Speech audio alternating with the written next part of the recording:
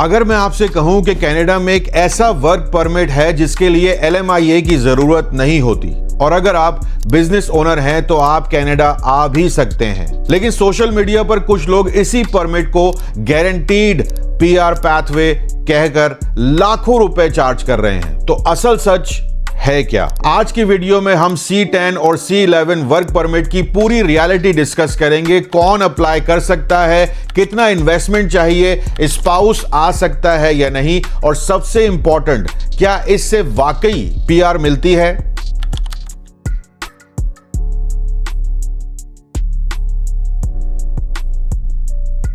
सबसे पहले C10 और C11 है क्या, इस बात को सबसे पहले क्लियर कर लेते हैं। बहुत से लोग समझते हैं कि C10 और C11 इमिग्रेशन प्रोग्राम्स हैं। यह बात बिल्कुल सही नहीं है। ये परमानेंट रेजिडेंसी प्रोग्राम्स भी नहीं है और ना ही ये एक्सप्रेस एंट्री की तरह कोई पाथवेज हैं। दरअसल ये इंटरनेशनल मोबिलिटी प्रोग्राम के under work permit exemption categories हैं। नॉर्मली अगर कनाडा में कोई एम्प्लॉय किसी फॉरेन वर्कर को हायर करना चाहता है तो उसे LMIA लेना पड़ता है। LMIA का मतलब होता है गवर्नमेंट को यह प्रूफ करना कि इस पोजीशन के लिए कैनेडियन सिटीजन या परमानेंट रेजिडेंट अवेलेबल नहीं था। यह प्रोसेस टाइम भी लेता है और हर एम्प्लॉयर इसके लिए क्वालिफाई भी नहीं करता है। लेकिन कनाडा गवर्नमेंट ने कुछ स्पेशल सिचुएशन के लिए LMIA एग्जेम्पशन भी रखी हुई है, यानी कुछ लोग बिना LMIA के भी वर्क परमिट हासिल कर सकते हैं। इसी कैटेगरी में C10 और C11 आते हैं। अब सवाल यह है कि इन दोनों में डिफरेंस क्या है। C10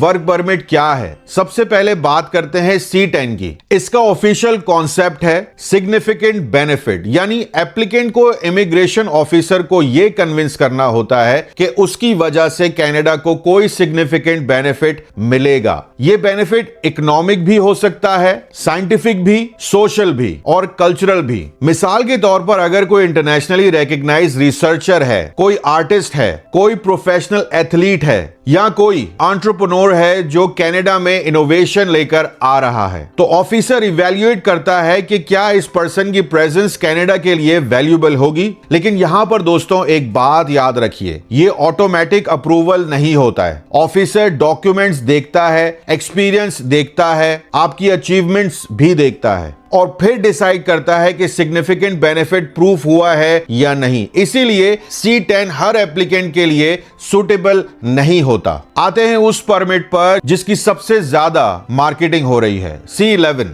इसको लोग एंटरप्रेन्योर वर्क परमिट भी कहते हैं, लेकिन यहां भी लोगों को आधा सच बताया जा रहा है। C11 का पर्पस सिर्फ कनाडा आकर बिजनेस रजिस्टर करना नहीं है। गवर्नमेंट यह देखना चाहती है कि एप्लीकेंट जेन्युइनली बिजनेस एस्टेब्लिश करेगा या परचेस करेगा, उस बिजनेस को एक्टिवली मैनेज करेगा और उस बिजनेस से कनाडा को इकोनॉमिक या सोशल बेनिफिट मिलेगा या नहीं। सिर्फ $600 की कॉर्पोरेशन बना लेना इनफ नहीं होगा, सिर्फ GST नंबर ले लेना इनफ नहीं होगा, बैंक अकाउंट खोल लेना भी इनफ नहीं होगा। ऑफिसर पूरी एप्लीकेशन देखकर डिसाइड करता है कि बिजनेस जेन्युइन है या सिर्फ वर्क परमिट लेने के लिए बनाया गया है। यह डिफरेंस समझना बहुत जरूरी है। अब बात करते हैं उस टॉपिक पर जिसका सबको इंतजार है, कौन अप्लाई कर सकता है। यह सवाल मुझे बहुत बार पूछा जाता है, काशिफ भाई क्या मैं C11 अप्लाई कर सकता हूं? तो भाई इसका सिंपल सा जवाब है, यह डिपेंड करता है। अगर आप ऑलरेडी बिजनेस ओनर हैं या आपके पास बिजनेस मैनेजमेंट का एक्सपीरियंस है या आप कनाडा में जेन्युइनली बिजनेस एस्टेब्लिश करना चाहते हैं, तो आपका प्रोफाइल स्ट्रॉन्गर हो सकता है। लेकिन अगर आपके पास ना बिजनेस एक्सपीरियंस है, ना मैनेजमेंट एक्सपीरियंस है, ना प्रॉपर फंड्स हैं और सिर्फ कनाडा आने के लिए पेपर पर बिजनेस बनाना चाहते हैं, तो अप्रूवल मुश्किल हो सकती है भाई। इमिग्रेशन ऑफिसर सिर्फ डॉक्यूमेंट्स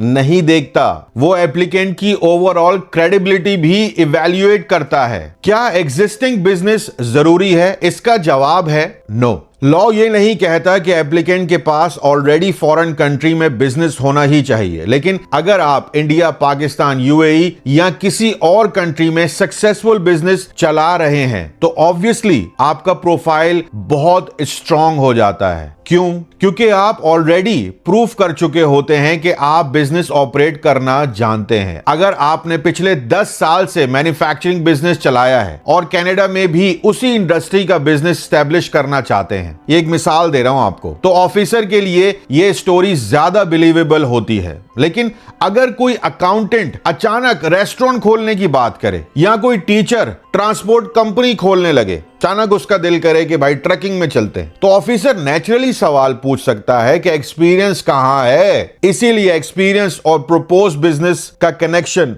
बहुत इंपॉर्टेंट होता है। बिजनेस स्टार्ट करना या बिजनेस को बाय करना, यहां भी लोग कंफ्यूज होते हैं। कुछ लोग नया बिजनेस स्टार्ट करते हैं, कुछ एग्जिस्टिंग बिजनेस परचेज करते हैं। दोनों ऑप्शंस पॉसिबल हो सकते हैं, लेकिन अगर आप किसी फ्रेंचाइज को लेते हैं तो वो ऑलरेडी प्रूवन बिजनेस होता है जिसमें आपको आसानी मिल सकती है प्रोग्रेस करने में। लेकिन दोनों केसेस में गवर्नमेंट ये देखना चाहती है कि बिजनेस जेन्युइनली ऑपरेट होगा या नहीं। सिर्फ पेपर वर्क के लिए कहानी चल रही है तो कुछ भी नहीं होगा। अगर आप एग्जिस्टिंग बिजनेस बाय करते हैं तो उसकी फाइनेंशियल हिस्ट्री होती है भाई, कस्टमर्स होते हैं, रेवेन्यू होता है। इसी वजह से कुछ केसेस में ऑफिसर के लिए इवैल्यूएट करना आसान हो सकता है। लेकिन फिर भी दोस्तों ये बात जहन में रखना कि इसका यह मतलब नहीं है कि नया बिजनेस अप्रूव नहीं होता। नया बिजनेस भी अप्रूव हो सकता है अगर बिजनेस प्लान रियलिस्टिक हो, मतलब रिसर्च स्ट्रांग हो और एप्लीकेंट प्रूव कर सके कि बिजनेस सक्सेसफुल हो सकता है। अब एक और क्वेश्चन आएगा। आई होप ये वीडियो आप एंड तक देखें ताकि प्लीज मुझसे क्वेश्चनिंग के बजाय आपको खुद ही सारे सवाल के जवाब मिल जाए। इन्वेस्टमेंट कितनी चाहिए, ये शायद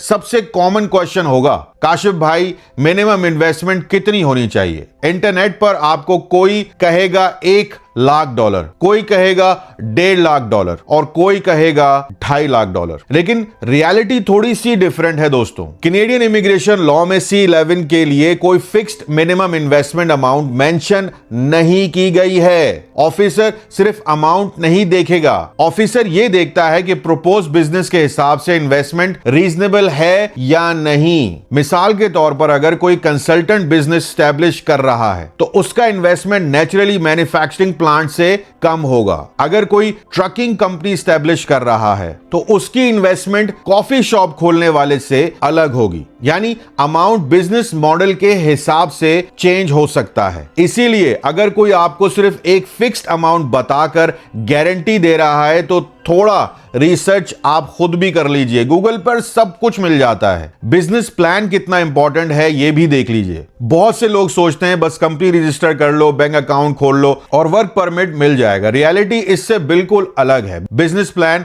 आपकी एप्लीकेशन का बैकबोन होता है। इसी डॉक्यूमेंट के थ्रू इमिग्रेशन ऑफिसर को समझ आती है कि आप कनाडा में एग्जैक्टली करना क्या चाहते हैं, बिजनेस क्या होगा ये भी सुन लीजिए, कस्टमर कौन होंगे, कंपटीशन कितना है आप जो एस्टेब्लिशमेंट खड़ी करना चाह रहे हैं, पैसा कहां से आएगा, प्रॉफिट कैसे जनरेट होगा, ये सारा बिजनेस प्लान का हिस्सा है। एम्प्लॉइज कितने होने चाहिए, उनकी क्या क्या पोजीशनिंग होगी और सबसे इंपॉर्टेंट क्या कनाडा को इससे बेनिफिट मिलेगा या नहीं। अगर बिजनेस प्लान वीक हुआ या सिर्फ इंटरनेट से कॉपी किया हुआ तो ऑफिसर को पहली नजर में ही डाउट हो सकता है। इसीलिए बिजनेस प्लान सिर्फ फॉर्मेलिटी नहीं होता, यह आपकी पूरी स्टोरी होती है। कौन कौन से डॉक्यूमेंट्स जरूरी हो सकते हैं, मैं एक ही वीडियो में सब कुछ कवर कर रहा हूं ताकि पार्ट 1, 2, 3, 4 की जरूरत ही ना पड़े। हर केस डिफरेंट होता है, लेकिन जनरली एप्लीकेंट को अपनी प्रोफाइल सपोर्ट करने के लिए काफी एविडेंस देना पड़ता है, जैसे बिजनेस ओनरशिप का proof, financial documents, business registration documents, tax records अगर अवेलेबल हैं, बिजनेस एक्सपीरियंस का एविडेंस, आपका रेज्यूमे, एजुकेशनल डॉक्यूमेंट्स और एक बहुत स्ट्रॉन्ग बिजनेस प्लान। अगर आप एग्जिस्टिंग बिजनेस परचेस कर रहे हैं तो उस बिजनेस के डॉक्यूमेंट्स भी इंपॉर्टेंट हो सकते हैं। ऑफिसर सिर्फ ये नहीं देखेगा कि आपके पास पैसा है, वो ये भी देखना चाहता है कि पैसा लेजिटिमेट सोर्स से आया है या नहीं। मतलब 2 नंबर का माल हुआ तो ऑब्वियसली पकड़ा जाएगा। एप्लीकेशन प्रोसेस कैसे होता है? सबसे पहले आप अपना बिजनेस मॉडल डिसाइड करते हैं, उसके बाद मार्केट रिसर्च होती है, बिजनेस प्लान प्रिपेयर होता है, फाइनेंशियल डॉक्यूमेंट्स रेडी किए जाते हैं। अगर बिजनेस परचेस करना है तो ड्यू डिलिजेंस की जाती है, उसके बाद वर्क परमिट एप्लीकेशन प्रिपेयर होती है। इमिग्रेशन ऑफिसर पूरी एप्लीकेशन रिव्यू करता है, कभी कभी एडिशनल डॉक्यूमेंट्स भी मांगे जा सकते हैं और फिर अप्रूवल